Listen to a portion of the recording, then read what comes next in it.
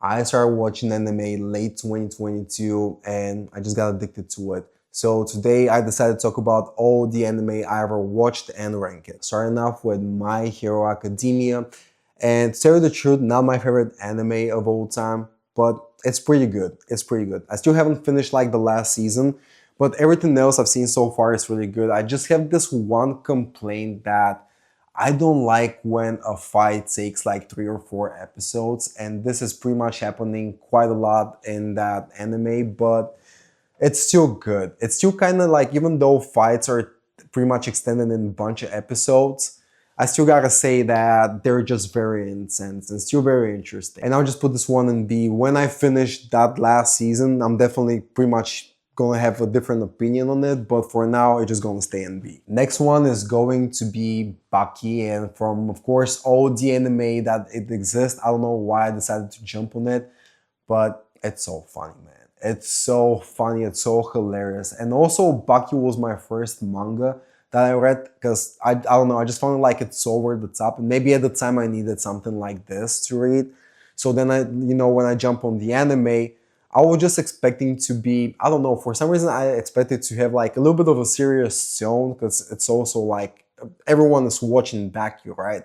But there isn't. So it just, I don't know, it just cracks me up. It's just something like a comfort show that I'll just put on and watch it and just laugh out loud. But yeah, Baki for me goes to A. When I was watching Baki, I kind of realized that I needed to get into some more serious anime with a more serious tone. So I jump on Attack on Titan and it just fucking blew my mind, man. I don't think I ever watched anything that builds a world like this. I can't even like compare it to TV shows and other mediums too, because it just like it expands each episode. It gets bigger and it gets more twisted. And sometimes you're like, okay, I know the answer, and it turns out to be something way different, which I think is the beauty of that anime. It's so amazing, and not just like the story, but also the characters in the story.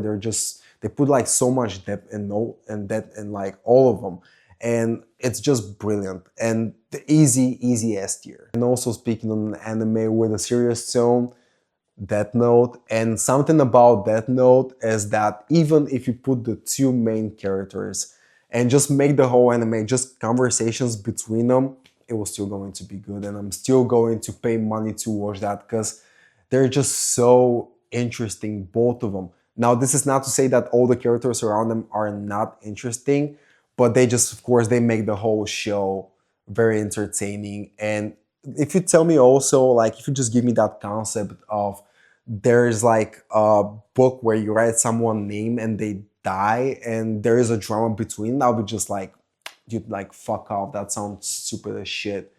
And yeah, I'm wrong big time. It's so amazing. So easy S tier for this one. Now, the most recent anime I watched is GTO, and to tell you the truth, I fucking love it because every episode gives you a moral. And this is not like many TV shows or anime who does that and does it so well.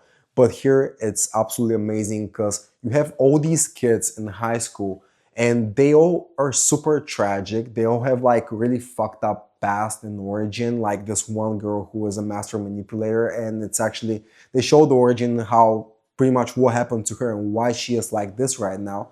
And also that one kid who is trying to pretty much kill himself like 2 or 3 times throughout the entire show. And also every other character is very tragic too. And you have this teacher, Onizuka, who pretty much doesn't know anything about school and teenagers and all that stuff, but he knows something more, which is life skills. And he's been in through gangs and all that stuff. He had like a pretty interesting life, and he helps them to go through the shit that they're going through right now. And I don't know, I just really enjoy it. Next one is going to be Berserk, and I'm talking about the 1997 version. That's the only one I've seen.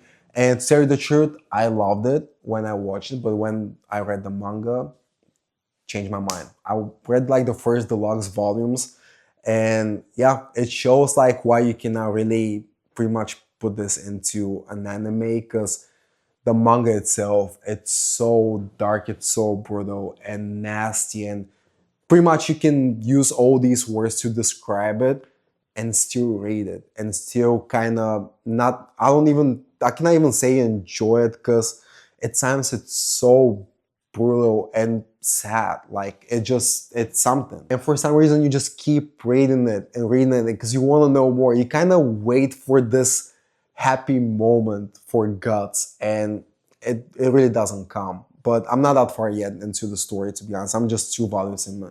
I haven't even been to the eclipse part, which everyone says that good luck there. But the anime, because I really liked it the first time, I'll probably put it like in A because it was good.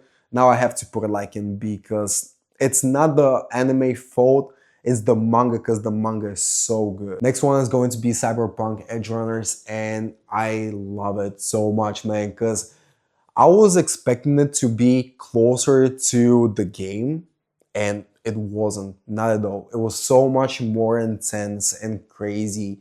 And the thing over there is like not that the violence and all that made the anime interesting, but it was the love story.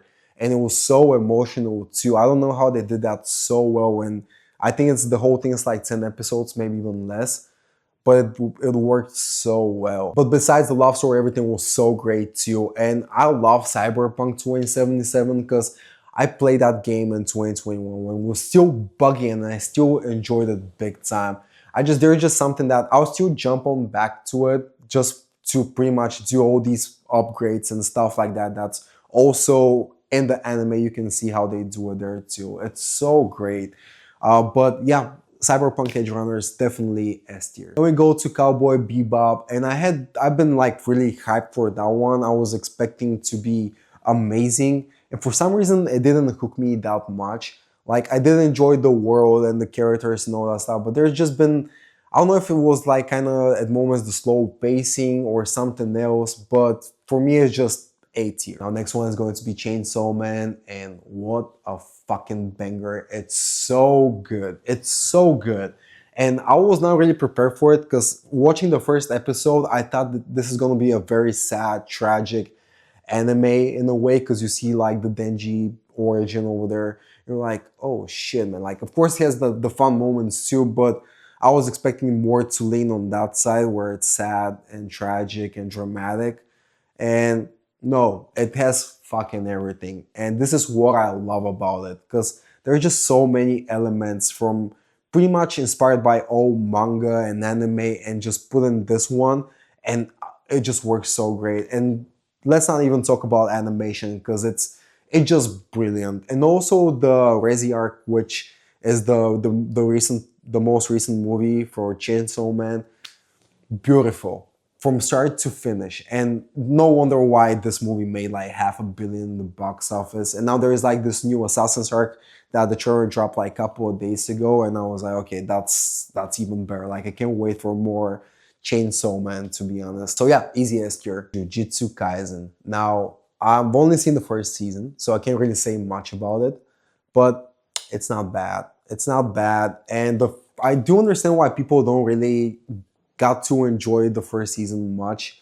Like it's still very new. It's very different from where I heard the second season, the third one, because they look fabulous, man. Like I've seen some fight scenes, and I don't know, man. Like that animation of 10-second fight, it looks like they did that thing for like a whole month. They just put so much work, and it shows. And it also kind of shows in the first season too, but I just gotta put this one in there. Next is going to be Neon Genesis Evangelion, and I love it. I love it. And for me, like the thing is that it's kind of futuristic, but also very realistic. I don't even know how to explain it, but then you see the whole connections between human and a machine and all that stuff, and it really is kind of more of a, you gotta think, you gotta pretty much work the noodle to figure things out. And the whole ending too, which is very hard to explain, felt like it was done for pretty much you to make your own conclusion of it. And it's something that I really like pretty much shows and movies just that way, because you kind of build your own ending, your own final thoughts of what happened or what is about to happen. So I don't know, it's really good. So I'll just put this one in this. One Punch Man, and I haven't seen the third season because I read pretty much so much about it and I see the whole disappointment. But I'll eventually jump on the third season someday when I feel motivated just to get into it.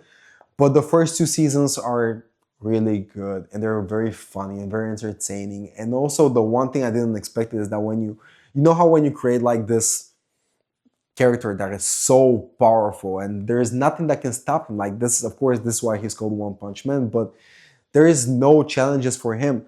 But he, of course, they have to make a challenge for him and that he cannot get beaten up. He can't have like a fair fight. And he struggles with this. And all the characters around him, they're just so entertaining too. And I think the whole chemistry between all of them works really, really well. But I don't know, man. The third season, I'll just put this one in A right now. Pretty much, I'm sure when I watch the third season, it's definitely gonna go down like to C or something like that. But so far, I liked it. And the best for last, JoJo's Bizarre Adventure, and it's great. I can't help it. It's so good. I talked about it before, but man, there is just something about JoJo it's again kind of like Bucky. It's over the top. It's crazy. The first season is dog shit for me. I hate it because it's so boring. I was like, what people love about JoJo? Like, it's so stupid. And I kind of forced myself really to watch it. I probably watched those 7 episodes or 8 throughout like for an entire week. And I was like, okay, I don't think I'm gonna watch this anymore. And I started the second season and it was great. It's hilarious. It's over the top. It's pretty much everything I wanted to be. And also then the Stardust Crusaders, which is such a great arc, and it's more of a journey too, which it makes it even more interesting. But then when you get to not the Diamond and the other ones, but when you get to Stone Ocean, and I like the whole season, but the ending was brilliant in my opinion. And the reason why is that it has that JoJo style throughout the entire season, but at the end, where it gets very serious, it almost feels like a twist. And you see like all these characters are still there because they all die, but now there's all of them are there just looking different with different names, like it's like in a different universe. And I thought that this was fucking brilliant. I don't even have words to explain it. You just pretty much gotta watch it for yourself to make your own conclusion or to see how you understand this twist. But it was so great. And also the Steel Ball Run, which I know they're kind of fucking up with the episodes right now. But so far, it's great. Truthful to the manga, and I read the whole story of Steel Ball Run. It's so good, man. So the one thing I love about anime is that pretty much you can pick up from where the season ends and just continue reading the story. It's something that's so well done, not just like American comic books, because they're great too, but there is no continuity. It's just all over the place, right? And you see, watch this Batman animation and it's inspired by this and that and all that. So it's kind of like a standalone thing. But if you want to read more, you want to get more into the story, there's no way you can do that, unfortunately. So this is pretty much my anime list. Now, of course, I watch like a lot of anime movies like Ninja Scroll and Akira and Ghost in the Shell and Paprika and all of these good ones, right? But I can't really fit them like in that list. This is more like TV anime stuff. So yeah, that's my ranking. And let me know what you think. What's your favorite anime? And I'll see you in the next one.